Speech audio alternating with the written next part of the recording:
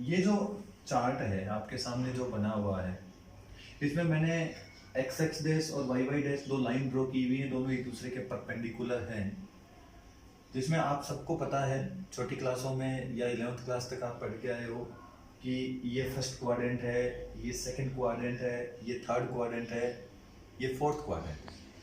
देखिए, उससे पहले मैं आपको थोड़ा सा बता दूं कि ये जो मैं वीडियो बना रहा हूँ ये न केवल हिंदी मीडियम वाले बच्चों के लिए, बल्कि आप इंग्लिश मीडियम वाले जो बच्चे हैं इसको भी अच्छे से इसका उपयोग या लाभ उठा सकते हैं।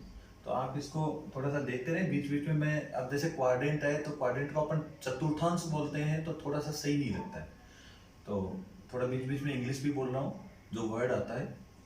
तो देखिए, जैसे ये फर्स्ट क्वाड्रेंट प्रथम चतुर्थांश, ये सेकंड क्वाड्रेंट, ये थर्ड क्वाड्रेंट और ये फोर्थ क्वाड्रेंट, ये चार क्वाड्रेंट है, चार ये चतुर्थांश है। अब सबसे पहले अपन इसमें बात करें तो इसमें दोनों x और y, कोई भी पॉइंट जो होगा उसमें, कोई भी पॉइंट में x और y दोनों क्या होंगे, पॉजिटिव होंगे, क्योंकि ये x पॉजिटिव है, ये y पॉजिटिव है, तो यहाँ कोई भी पॉइंट होगा वो पॉजिटिव होगा। यहाँ कोई भी पॉइंट होगा उसमें x तो नेगेटिव होगा और y क्या होगा, पॉजिटिव होगा। थर्ड क्वाड्रेंट में x भी नेगेटिव और y भी नेगेटिव, और फोर्थ जो क्वाड्रेंट होगा उसमें x पॉजिटिव होगा और y नेगेटिव होगा। ये आप इसको आप छोटी क्लासों में अच्छे से पढ़ के आए, चतुर्थांश के बारे में आप अच्छे से जानते हैं। अब देखिए, मैं फर्स्ट क्वाड्रेंट में अगर मैं एक आपसे पूछूं कि आप मेरे को ये बताइए कि मैंने इसको प्रारंभिक रेखा माना है, जो मेन जो लाइन है वो मैंने OX मानी है, मेन जो लाइन है मैंने OX मानी है, प्रारंभिक रेखा माना है। और मैंने आपसे पूछा कि एक लाइन और ड्रॉ की है, और मैंने आपसे पूछा कि बताइए ये एंगल कितना डिग्री है। ठीक है, मैंने आपसे पूछा कि ये एंगल कितना डिग्री है, तो आप इसको एंगल को आप बता सकते हो कि सर ये 45 डिग्री भी हो सकता है, 46 डिग्री भी हो सकता है, 50 डिग्री भी हो सकता है, क्योंकि मैंने एक लाइन ड्रॉ की है। मैंने क्या ड्रॉ की है, एक लाइन ड्रॉ की है। इस लाइन को जो मैंने जो ये एंगल बनाया है, ये एंगल मेजरमेंट करके नहीं बनाया। तो आपको जब भी मैं जैसे मान लो पूछ रहा हूं आपसे, या आप इस चीज को समझने की कोशिश कीजिए कि मैंने एक लाइन ड्रॉ की है केवल, तो ये लाइन जो ड्रॉ की है मैंने मेरी मर्जी से ड्रॉ की है, मैंने एक एंगल बनाया है, तो ये एंगल 45 डिग्री का भी हो सकता है, 46 डिग्री का भी हो सकता है, 47 या 50, 55 जितना भी होगा, लेकिन ये एक्यूरेट एंगल मैंने मेजरमेंट करके नहीं बनाया। तो आप एंगल को क्या बता सकते हैं, तो इसको थोड़ा सा समझने की कोशिश कीजिए कि ये जो एंगल है, ये एंगल, ये क्लियर है कि ये एंगल 0 डिग्री से तो बड़ा है और 90 डिग्री से छोटा है, क्योंकि ये जो एंगल पूरा एंगल है ये 90 डिग्री का एंगल है, यहां से लेकर यहां तक ये 90 डिग्री का एंगल है। तो ये 0 डिग्री से तो बड़ा है और 90 डिग्री से क्या है, छोटा है। क्लियर? तो दैट मीन्स मैं ये कह सकता हूं ये 90 से छोटा है, 90 माइनस थीटा। ठीक है, ये क्या हो गया, 90 माइनस थीटा। ठीक है, अब नेक्स्ट मैं बात कर रहा हूं इधर, ये लाइन मैंने ड्रॉ कर दी, मैंने इस रेखा को क्या माना है, फर्स्ट लाइन या आरंभिक रेखा माना है। ठीक है, अब मैंने आपसे पूछा कि बताइए ये एंगल कितना डिग्री है। देखिए, मैं एंगल को जो चला रहा हूं वो एंटी क्लॉकवाइज चला रहा हूं। एंटी क्लॉकवाइज का मतलब ये है कि आपका जो एंगल, आपको जो एंगल की वैल्यू मिलेगी वो पॉजिटिव मिलेगी। ठीक है, एंटी क्लॉकवाइज और क्लॉकवाइज। ठीक है, एंटी क्लॉकवाइज जब एंगल चलेगा तो पॉजिटिव, और क्लॉकवाइज एंगल चलेगा तो नेगेटिव। ये आप 11th क्लास में आप पढ़ के आए, इसको ज्यादा बताने की जरूरत नहीं है। तो मैंने आपको बोला कि ये लाइन और इस लाइन के बीच का एंगल क्या है, तब आप ये नहीं बताएंगे कि ये एंगल सर 120 डिग्री या 125 डिग्री जो भी है, तो ये एंगल, क्योंकि मैंने मेजरमेंट करके एंगल नहीं बनाया, मैंने केवल एक आपको बताने के लिए एक एंगल बनाया है। तो अब आप अच्छे से समझ गए होंगे कि ये एंगल कितना है, तो आप इसका राइट आंसर दें कि सर ये 0 डिग्री से तो बड़ा है और 180 डिग्री से छोटा है। ठीक है, 180 डिग्री का मतलब ये यहां से लेकर ये वाला, ये पूरा 180 डिग्री। ठीक है, ये पूरा क्या है, 180 डिग्री है। तो आप बता सकते हैं कि सर ये 180 डिग्री से क्या है, छोटा है, और 0 डिग्री से बड़ा है। अपन इसको डिफरेंट वर्ड में ऐसे भी बोल सकते हैं कि कई बच्चों के दिमाग में ये भी आ रहा होगा कि सर ये जो एंगल है वो 90 डिग्री है, ठीक है, तो ये एंगल जो है ये सर 90 डिग्री से तो बड़ा है और 180 डिग्री से छोटा है, तो 90 डिग्री से बड़ा है, that means 90 plus theta, 90 plus theta, clear. Next, अब मैं ये जो लाइन ड्रॉ कर रहा हूं वो यहां ड्रॉ कर देता हूं, मतलब आपका एंगल ये बन गया। तो अब आप अच्छे से देख सकते हैं कि यहां से लेकर यहां तक ये एंगल 90, 90 और 90 कितना हो जाएगा, 270, दैट मींस 270 माइनस थीटा, मतलब 270 डिग्री से छोटा है और 0 डिग्री से बड़ा है। नेक्स्ट, अदर वर्ड में अपन ये भी कह सकते हैं कि 180 प्लस थीटा, मतलब 180 से ये क्या है, बड़ा है। नेक्स्ट अपन इसकी बात कर लेते हैं, तो आप इसको अच्छे से समझ गए होंगे कि ये जो एंगल होगा, यहाँ जो फोर्थ क्वाड्रेंट में एंगल बनेगा वो 360 माइनस थीटा, 360 माइनस थीटा और 270 प्लस थीटा, ठीक है। तो ये जो मैंने आपको 4 क्वाड्रेंट बताए हैं, नेक्स्ट थोड़ा सा और देख लीजिएगा, ये पूरा चक्कर बन गया, तो अपन इसको ये कह सकते हैं कि ये पूरा जो एंगल है वो कितना है, 360 डिग्री का है। अब मैं आपको बोलूं कि 362 डिग्री किस क्वाड्रेंट में होगा, आप इसको बता सकते हैं कि 360 सर एक पूरा चक्कर बना करके 2 डिग्री, तो दैट मींस कौन सा क्वाड्रेंट हो गया, फर्स्ट क्वाड्रेंट हो गया, ठीक है। तो ये कौन सा क्वाड्रेंट हो गया, फर्स्ट क्वाड्रेंट होगा। तो ये आप अच्छे से इसको बता सकते हैं। मैं एक और पूछ लेता हूं, जैसे मैंने कहा 179 डिग्री, तो 179 डिग्री का मतलब कौन सा क्वाड्रेंट हो गया, ये सेकंड क्वाड्रेंट हो गया, क्योंकि सेकंड क्वाड्रेंट में एंगल 180 से क्या होता है, छोटा होता है, ठीक है। तो 180 से छोटा होता है और 90 से क्या होता है, बड़ा होता है, या 0 से भी बड़ा होता है, लेकिन आप इसको देख सकते हैं कि 179 जो है वो सेकंड क्वाड्रेंट में होगा, ठीक है। नेक्स्ट मैं आपको थोड़ा सा बता रहा हूं इधर कि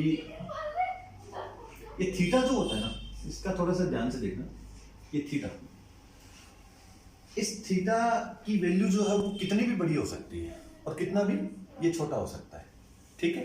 ये थीटा जो है कितना भी बड़ा हो सकता है, कितना भी छोटा हो सकता है। इस थीटा की वैल्यू पे ये थीटा कौन से क्वाड्रेंट में होगा और कैसे होगा, आप इस जो मैंने जो डायग्राम बनाया है, इस डायग्राम पे आप इसको अच्छे से समझ सकते हैं, ठीक है। अब देखिए, अगर मान लो मैं थीटा की वैल्यू 75 डिग्री ले लेता हूं, कितनी, 75 डिग्री, तो दैट मींस आप समझ जाओगे कि सर 75 डिग्री है वो, एक सेकंड में आप बता दोगे कि सर फर्स्ट क्वाड्रेंट में होगा। अब जैसे ले लिया मैंने माइनस थीटा, क्या ले लिया, माइनस थीटा, और मैंने आपको यहां एक कंडीशन दे दी कि थीटा जो है वो सप्लीमेंट्री एंगल है। थीटा क्या है, सप्लीमेंट्री। सप्लीमेंट्री का मतलब कि थीटा जो है वो सप्लीमेंट्री एंगल है, और थीटा का मतलब ये हो गया कि वो एंगल 0 डिग्री से तो बड़ा है और 90 से छोटा है, 0 डिग्री से बड़ा है और 90 से छोटा है, ठीक है। अब मैंने आपसे पूछा कि यदि थीटा सप्लीमेंट्री या पूरक कोण है, तो मैंने आपसे पूछा कि बताइए माइनस थीटा कौन, समझ गए होंगे कि माइनस जो थीटा होगा वो कौन से क्वाड्रेंट में होगा, फोर्थ क्वाड्रेंट में होगा, क्योंकि जैसे फॉर एग्जांपल मैंने कहा माइनस 75 डिग्री, तो आप थोड़ा ध्यान से देखिए कि 75 जो डिग्री है वो एक सप्लीमेंट्री एंगल है, पूरक कोण है, ठीक है। सप्लीमेंट्री एंगल है, पूरक कोण है, ठीक है। और इस सप्लीमेंट्री एंगल 75 डिग्री, अब आप देखोगे कि 75 डिग्री इस क्वाड्रेंट में होगा, लेकिन मैंने यहां डायरेक्शन दे दी आपको, direction they the, that means ये एंगल कौन सी साइड में चल रहा है, ये जो चल रहा है क्लॉकवाइज चल रहा है। तो क्लॉकवाइज का मतलब आप समझ गए कि माइनस 75 डिग्री कौन से क्वाड्रेंट में होगा, फोर्थ क्वाड्रेंट में होगा। तो आप इसको अच्छे से देखें, यहां मैं एक और लगा देता हूं 360 प्लस थीटा, ठीक है, और यहां लगा देता हूं मैं माइनस थीटा। तो आप ये जो मैंने पूरा जो डायग्राम बनाया है, इस डायग्राम को सभी बच्चे नोट कर ले। मैं एक बार फिर से रिवाइज कर रहा हूँ, ये फर्स्ट क्वाड्रेंट है, ये सेकंड क्वाड्रेंट है, ये थर्ड क्वाड्रेंट है और ये फोर्थ क्वाड्रेंट है, ठीक है। फर्स्ट क्वाड्रेंट में मैंने 90 माइनस थीटा 360 प्लस थीटा लिखा है, सेकंड क्वाड्रेंट में 180 माइनस थीटा 90 प्लस थीटा लिखा है, थर्ड क्वाड्रेंट में 270 माइनस थीटा 180 प्लस थीटा लिखा है, और फोर्थ क्वाड्रेंट में 360 माइनस थीटा और 270 प्लस थीटा और माइनस थीटा। यहाँ मैं चाहूँ तो थीटा भी लिख सकता हूँ। देखो ये थीटा जो मैंने लिखा है, ये थीटा फर्स्ट क्वाड्रेंट में मैंने इसलिए लिखा है क्योंकि मैंने थीटा के साथ एक स्पेशल कैटेगरी लगा दी कि थीटा जो है वो पूरक कोण है। थीटा कौन सा कोण है? पूरक कोण है। तो आप इसको अपनी कॉपी में इसको डायग्राम को नोट कर लीजिए। ठीक है, तो अपन ने अब तक जो पढ़ा है उसमें क्वाड्रेंट के बारे में पढ़ लिया कि फर्स्ट क्वाड्रेंट में कौन कौन से एंगल होते हैं, सेकंड क्वाड्रेंट, थर्ड क्वाड्रेंट और फोर्थ क्वाड्रेंट। ठीक है, तो ये चीज आपको यहाँ तक क्लियर होनी चाहिए। देखिए ये जो मैंने आपको यहाँ थोड़ी देर पहले जो डायग्राम बना के रखा था, ये पूरा का पूरा जो डायग्राम है ये दिमाग में एक पिक्चर की तरह सेट होना चाहिए। जैसे अपन पिक्चर देख के जब वॉल से बाहर निकलते हैं तो पूरी की पूरी पिक्चर अपने दिमाग में सेट हो जाती है। तो ये भी आपके पूरा का पूरा जो सिस्टम है वो पिक्चर की तरह दिमाग में एकदम से सेट हो जाना चाहिए। अब देखिए मैंने ये जो मैं बता रहा हूँ आपको, मैंने यहाँ एक लिखा है, एक दो लाइनें हैं, दोनों एक दूसरे के परपेंडिकुलर लंबवत ड्रॉ किया है, खींचा है, और मैंने यहाँ लिखा है ए एस टी और सी।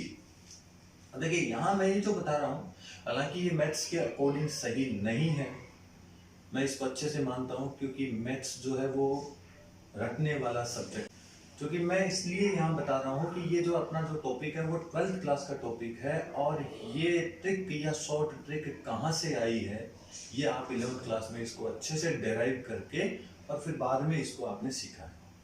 ठीक है, जिस बच्चे को ये समझ में नहीं आया कि सर ये आपने जो शॉर्ट ट्रिक लिखी, हालांकि ये शॉर्ट ट्रिक बिल्कुल भी मैथ्स में कोई मायने नहीं रखती, मैथ्स में कोई शॉर्टकट नहीं होता है। मैं आपको इसलिए बता रहा हूँ कि आपने ये 11th क्लास में अच्छे से इसको सीख के आए हैं, डेराइव करके आए हैं। अगर किसी बच्चे को ये डेराइव करना नहीं आता है तो खैर मैं थोड़ी देर बाद आपको यहाँ बता दूंगा मेरे नेक्स्ट वीडियो में। ठीक है, तो अपन इस पे चलते हैं एक बार। 12th क्लास का टॉपिक है तो इसमें ये आपको थोड़ा सा अगर इसको ध्यान रखें तो ठीक रहेगा। ठीक है, यहाँ मैंने लिखा ए। अब मैं ये ए एस टी सी जो लिखा है, ए एस टी और सी, ये केवल अपने को साइन बताएंगे कि पॉजिटिव होगा या नेगेटिव।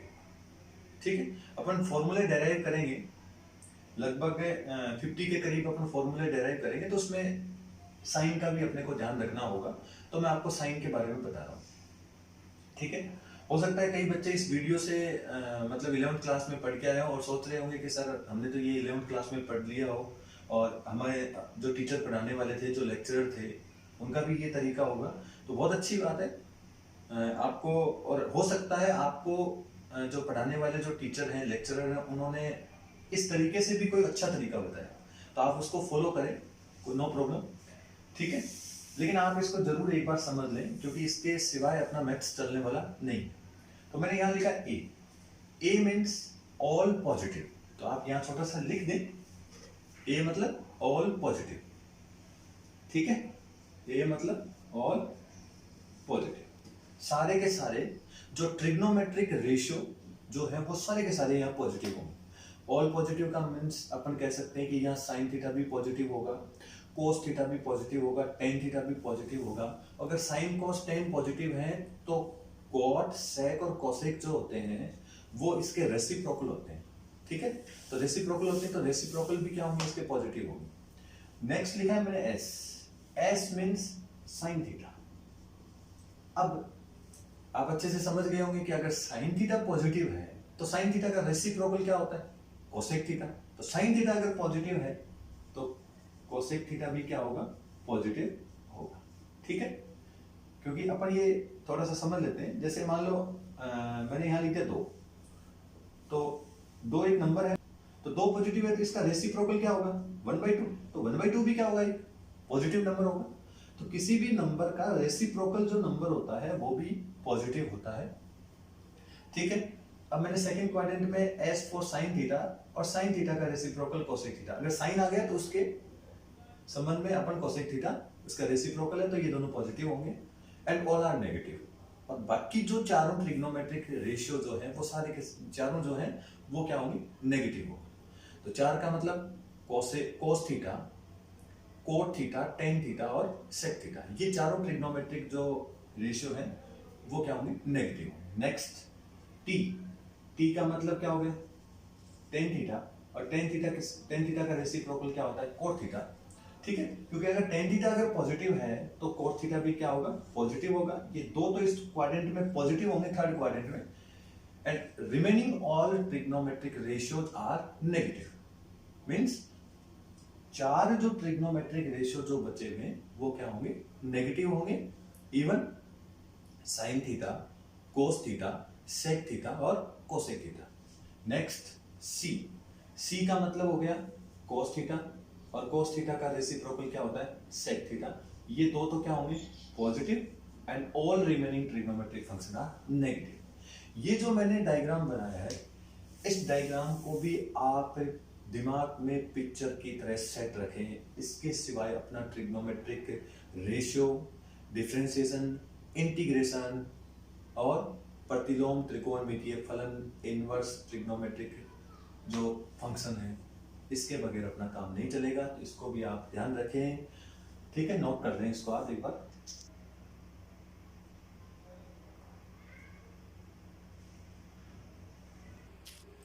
ठीक है, तो अपन ने इसमें जो ट्रिग्नोमेट्रिक के जो रेशियो होते हैं, उनके जो एंगल होते हैं चारों क्वाड्रेंट में कैसे कैसे होते हैं, और इनके जो फॉर्मूले अपन पढ़ेंगे आगे।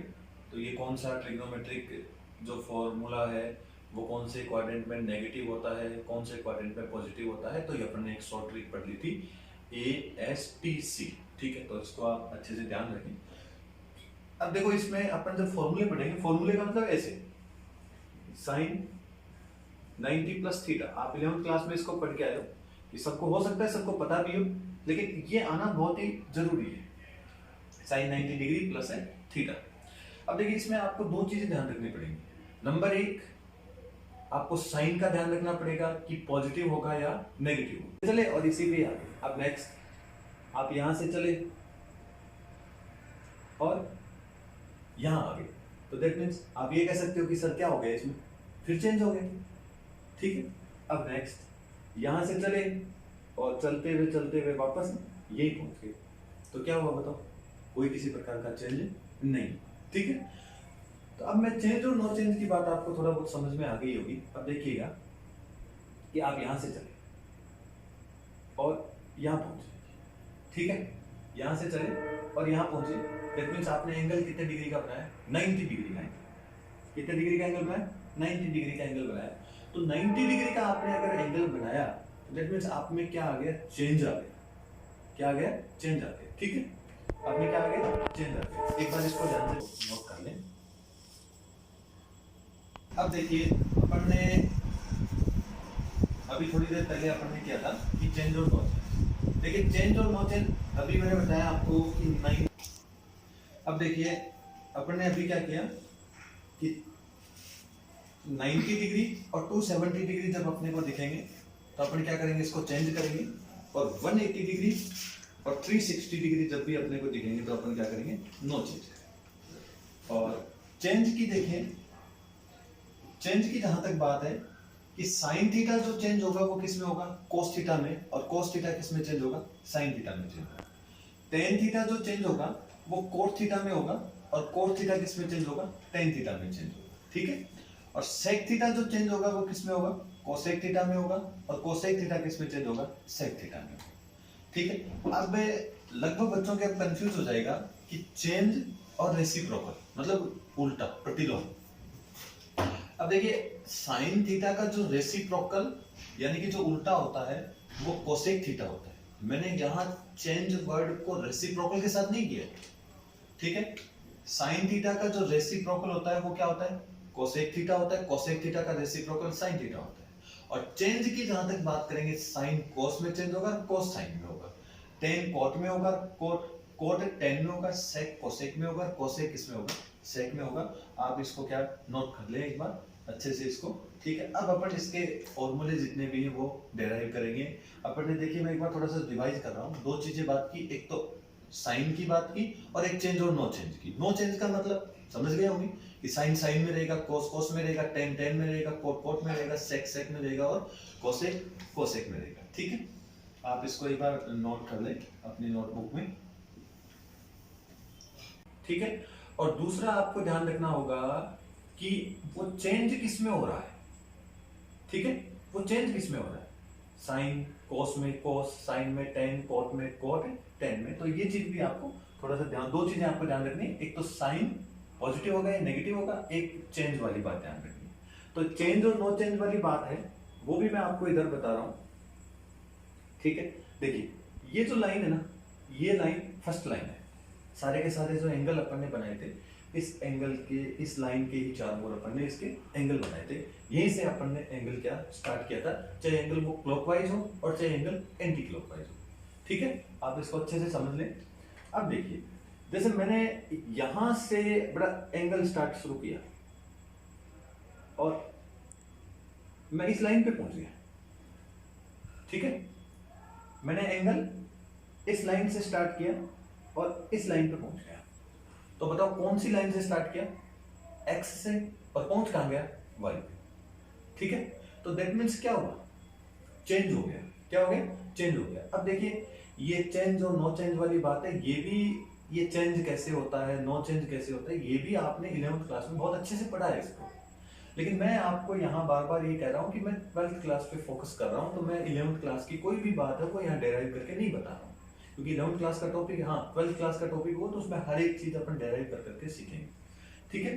तो देखिए एक्स से चले और वाई पे आ गए तो क्या हुआ, चेंज हो गया, क्या हो गया, चेंज हो गया। मतलब अपन इसको सिंपल वे में या सिंपल रास्ते पर अगर कहें तो एक गांव से चले, इस गांव से चले और इस गांव पे पहुंच गए, ठीक है, ठीक है। इस लाइन पे, इस लाइन से चले और दूसरी लाइन पे पहुंच गए, मतलब चेंज हो गया, क्या हो गया, चेंज हो गया। अब नेक्स्ट यहां से चले और इस लाइन पे आ गए, ठीक है।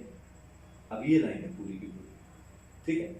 तो क्या हुआ बताओ, कोई किसी प्रकार का कोई चेंज नहीं है, ठीक है। अपन क्या हुआ, यहां से चले और इस लाइन पे चल रहे हैं अपन, ठीक है। हालांकि अपन ने बीच में कहीं दूसरी जगह गए हैं, अपन चेंज हुआ है लेकिन वापस अपन उसी लाइन पे आ गए, ठीक है। तो इसका मतलब क्या हुआ, नो चेंज हुआ।